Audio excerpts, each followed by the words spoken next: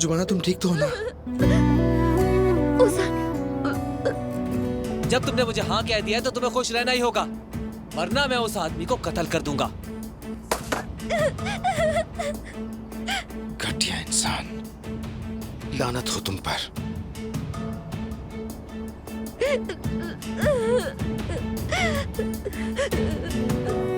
ओजान, ओजान तुम अब तक यहाँ क्यों हो?